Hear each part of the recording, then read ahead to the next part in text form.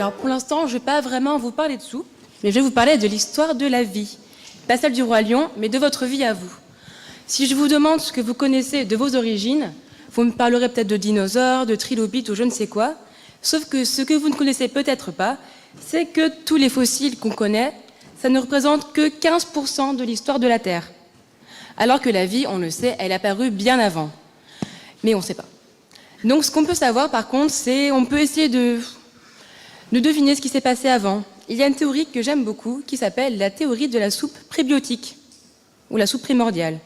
Donc ce n'est pas une soupe dans le sens où il faut la manger, mais c'est une théorie qui se passe il y a très très longtemps, et la voici. Il était une fois, il y a fort fort longtemps, une terre dans ses jeunes années, et un environnement pas très accueillant, dans lequel nos océans ne pouvaient se protéger du soleil et des méchants UV. Et par le biais du hasard, de rencontres ou de coups de foudre, de drôles de molécules plus complexes se sont formées, composées en majorité de carbone, d'oxygène, d'azote ou d'hydrogène. Elles sont les briques élémentaires nécessaires à la construction de la vie. Et ce n'est qu'après que j'arrête ici. Pourquoi? Parce qu'on ne sait pas vraiment. On ne sait pas ce qui s'est passé.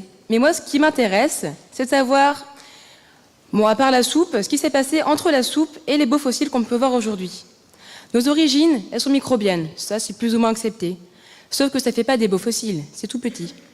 Alors ce qu'on peut faire, c'est étudier toute cette partie-là qui nous reste de l'histoire de la Terre. Et avec quoi? Avec les cailloux. Les cailloux, ils ont l'incroyable faculté d'enregistrer l'environnement dans lequel ils précipitent. Ça peut être des fossiles, ça peut être de la matière organique, ça peut être juste être tout et n'importe quoi.